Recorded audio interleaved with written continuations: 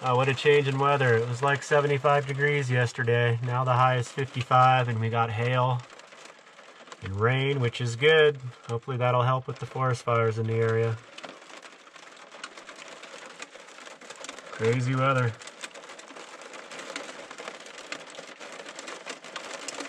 Okay, it has now turned to snow. That is something else. I was not expecting to see that at the end of April.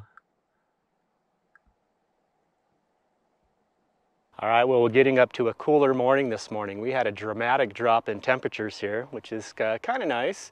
We had quite a few days in the mid-70s, and then just overnight it cooled right down, dropped down into the 20s, and I think the high today is only supposed to be like 50 or so. And we got a good amount of rain yesterday, which is good. There are fires in the area, wildfires, so hopefully that helped a little bit. And yeah, things froze right up. Unfortunately, it rained and then hailed, and then it actually started to snow for just a little bit. Of course, it didn't stick on the ground or anything, but a lot of the hail is still, you know, built up and frozen. I was planning on leaving today. I wish I would have took all this cover and stuff off before the rain. Now it's wet, but I'm gonna try to get it off and hang it up in the sun. I do need to move on today, make a little bit more progress moving on. So I am gonna get things out in the sun here. Hopefully they'll melt the ice and dry off a little bit before I start packing up. And that'll be time to move on.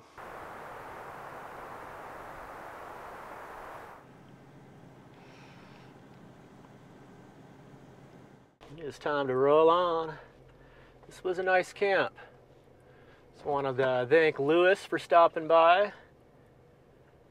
It was very nice of you and your wife to bring me a little care package, some fresh fruit and juice. It was very nice of you guys. Pleasure to meet you. I'll look you up if I'm back in the Williams area again. A couple big groups moved in across the way here. A few trailers and a couple tents. We make our way back on down another dirt road. Away we go.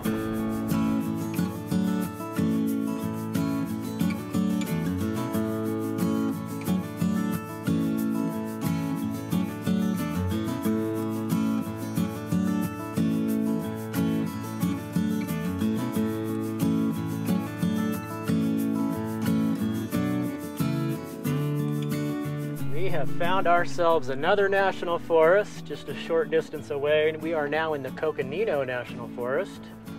And this is the same type of soil here. It is just heavily rutted. You can tell when it's wet. It gets real mushy real fast. So again, checking the weather, it looks like it's going to be pretty dry, and it's been pretty dry. So it's looking good so far. So we'll go back in a little ways, see if we can find a camp a little further back from the main road. I already see some campers here. Let's see what we can find. Some narrow spots here.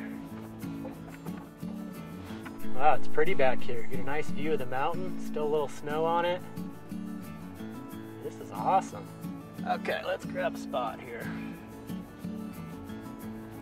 Well, I found a nice spot here. I was able to give the van that's nearby plenty of space. Actually can't even see it through the trees, so it should work out good.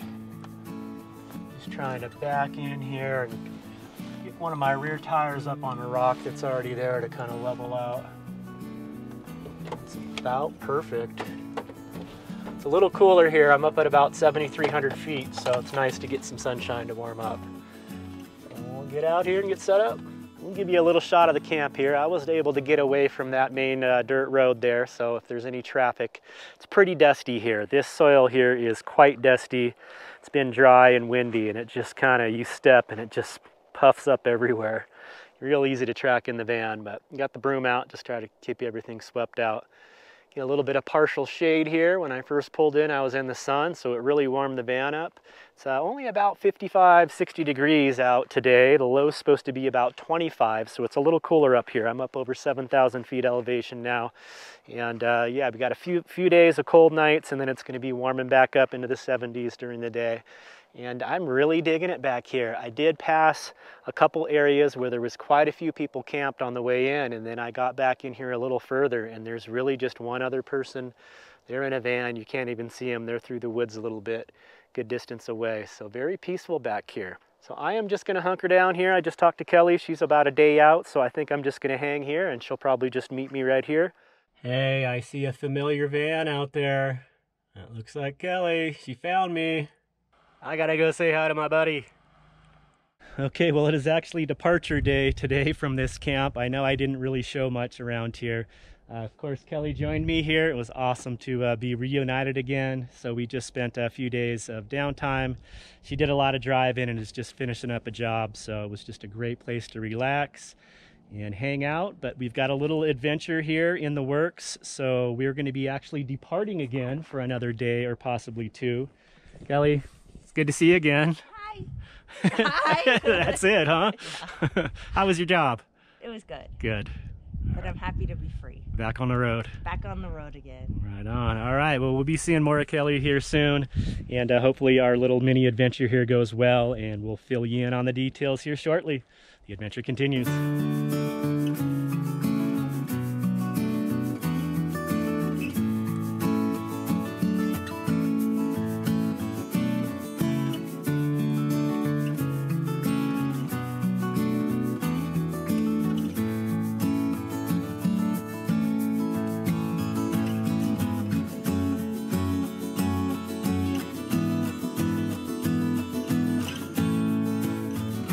Well, here we are coming into Utah. I thought we were already here.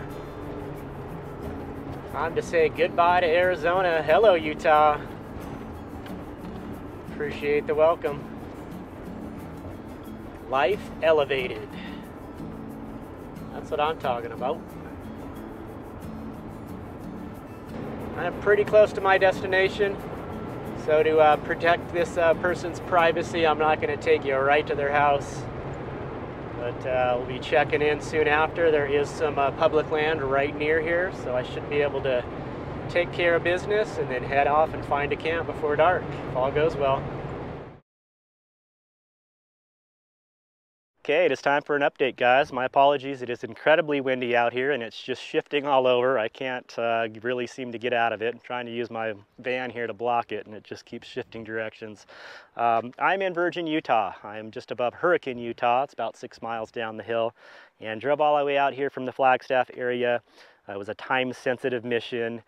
Departed from Kelly once again. We just got reunited, but the plan was for me to come out here and take care of business and then go right back and meet her the next day. But had some complications, but we'll bring you up to speed. First, why I came all the way up here. I mentioned a few videos ago that I was on the hunt for a small dual sport motorcycle. I had a custom hitch receiver put on the van to be able to put a motorcycle carrier on there. So I found one at a decent price. It was exactly what I was looking for. Went with the 2020 Yamaha XT250. It's got about 400 miles on it, in really nice shape. It's basically like new, and the guy was asking a very fair price. These are hard to come by right now. If you want a new one at a dealership, you're lucky to be able to find one, let alone they're marking them up a good $2,000 above normal base price. And on the used market, people are taking advantage of that and asking way more than what new price is for a used bike with a bunch of miles on it. This guy was not taking part in that. He gave me a really good, fair price, and I was the first one to contact him, so he told me he'd hold it till I could get up here. He had quite a few other people offering him more than what he was asking, and he said that he gave me my word and he'd hold it for me, which was very cool. I think it's going to be a great addition to the adventure van here. Kelly is on the hunt for the exact same bike, and we have some big plans for doing a big moto trip this summer. And I think overall it's a great addition to the adventure van. Allows me to get into deeper backcountry, scout out camps. Emergency situation, if the van broke down, I could actually get on the highway with it and go get some help. So the situation that happened is the custom hitch receiver that I had installed in the Prescott area is no good. It's just not going to work. They didn't use heavy duty enough steel and enough attachments points. So when I left the guy's house, fortunately this is all like right in the same area. I bought it just about 5 miles up the road, and there's public land right here. It's beautiful, these big buttes everywhere. Zion National Park is, I believe, about 20 miles down the road. Me and Kelly camped here a few years ago. It's a nice area. There's a big canyon over here. The Virgin River runs through. So yeah, what happened was When I left the guy's place, sorry about the wind, it's super breezy, this started to just immediately bend down. Every little bump, it just sagged lower and lower and lower and was almost scraping on the ground.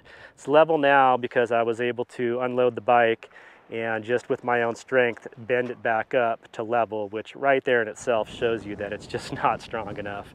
I'll try to get underneath and show you what's going on. Probably isn't going to turn out too well on video, and there's a bunch of wind blowing. Hope it's not too noisy, but yeah, they just used a standard 2-inch hitch receiver and used this steel here to tap into this heavy-duty bumper. This is a retired U-Haul van, so it's got this big step bumper, and then they took another piece of metal here for support. The welds are all beautiful. Did a great job with the welds, but it started bending right here. This plate here, just there's a big bend in it, and it was down like about this far, pretty much almost scraping on the ground.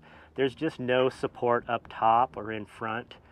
There's no attachment points up here, so there's nothing keeping it from just bending down. This is just not strong enough, thick enough metal for that. So I was able to bend it back up just with my own strength, which shows right there. Can actually put my weight on it on the rack and it just bends right back down. I don't want to keep doing that to weaken it further, but that's what's going on. So basically that leaves me in a position of not being able to load the bike back up on here. I am out on public land. I can stay here for a good 2 weeks and figure out what I'm going to do. I would like to remedy the situation much before that, but yeah, I have some ideas of some quick fixes. Fortunately, this super heavy-duty bumper has all these holes in it. There's actually 2 holes underneath this grip tape that I could perfectly fit a heavy-duty U-bolt there and counteract the lever action. I think that would maybe get me to where I could just limp into town. You know, having that U-bolt there bolted into the bumper would keep it from wanting to flex down like that. But even that I'm not very comfortable with. I'm basically in a situation here where the bike is legit. I got insurance on it. It took effect actually today. And I can ride it in town. I'm licensed. The registration is in process. I have the title and everything. So I technically can take the bike into town to maybe get some hardware to try to remedy this rack situation. But again, I'm really not comfortable with that. And then I can't take the van into a shop and have it worked on. I wouldn't be comfortable leaving the bike here. So I'm hoping maybe I can get a mobile welder to come out and help me. That's kind of the situation. It was extremely stressful yesterday. Totally forgot to take any video of the situation, but this is where I'm at. So it is the weekend. Tomorrow is Monday. All the welders that I looked up on Google are all closed for the weekend. So I'm going to start making some calls first thing in the morning. It also occurred to me, I'm right above Hurricane, Utah. That's about 6 miles down the hill. I don't know if you guys watch Matt's Off-Road Recovery on YouTube. It's a great channel. They pull people from being stuck out of this backcountry all over the area. It's a recovery towing service, but they do have, I know this from their videos, a shop where they do a lot of welding and fabricating, but it's pretty much all on their own vehicles for the business. I don't think they offer that to the public. So I may just call them and see if they can refer me to someone in town. I just feel like I know them. I've been watching them for a few years, and they seem like honest people, and maybe they know someone in the area that can help me. So that is the plan. I'm going to get on the phone and make some calls. And really with this kind of stuff on the road, you just got to not panic. If any of you are fans of Douglas Adams' Hitchhiker's Guide to the Galaxy, that's the saying in those stories. It's on the back of the book. Don't panic. And that's kind of what I try to live by. Things will work out. Fortunately, I'm in a safe place. I can camp here. I have supplies. I have a motorcycle to run into town. So I'm just going to hang loose and try to figure this out. But in the meantime, I'm probably going to post this video. So if any of you guys are familiar with this area, Virgin, Utah or Hurricane, Utah, and know of someone that can help me out, please leave some info in the comments and I'll follow up. I'm going to be posting this pretty close to live, maybe the next day after I'm filming this. Again, it's going to be probably a horrible video, all disjointed, but this is what I'm doing and that's what I share on my YouTube channel. I try to keep it raw and real and not hide the problems that arise and, you know, not just show the glamorous stuff and the beautiful spots. Everything is going well. Things do happen and you just got to be solution oriented. So we're going to see what we can do.